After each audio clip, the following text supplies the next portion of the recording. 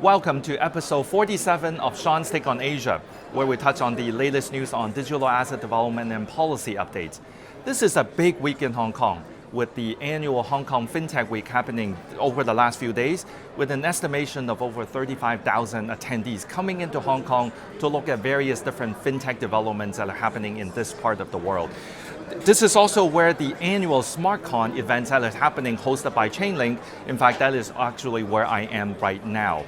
Earlier this week, the Bank of East Asia, one of the premier local Hong Kong banks, has also hosted their own FinTech Day in collaboration with various different partners in the area of Gen AI as well as stablecoin implementation.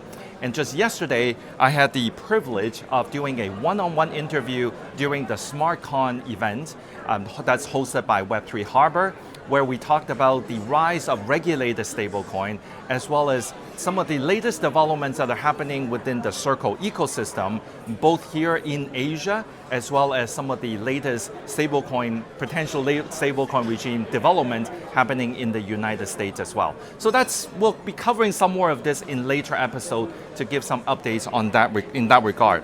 Now, on the policy front, the Hong Kong Chief Executive actually created an annual policy address that focused very specifically on digital assets on this particular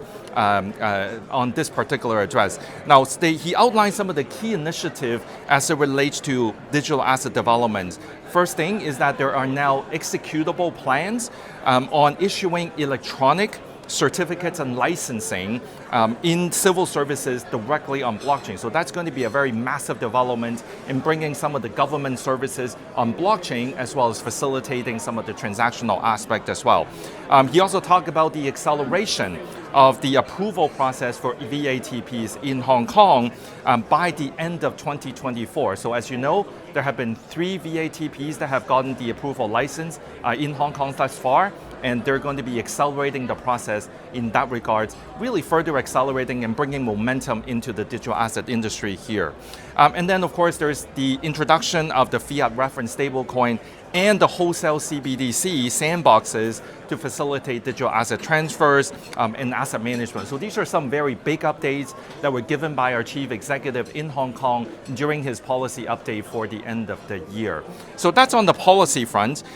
Switching gear a little bit to Japan, I'm actually very excited to announce that the Crypto Council for Innovation has formulated a partnership with JCBA, the Japan Crypto Asset Business Association, to collaborate on policy updates and policy and collaborations very specifically in Japan, as well as collaborating on other parts in Asia.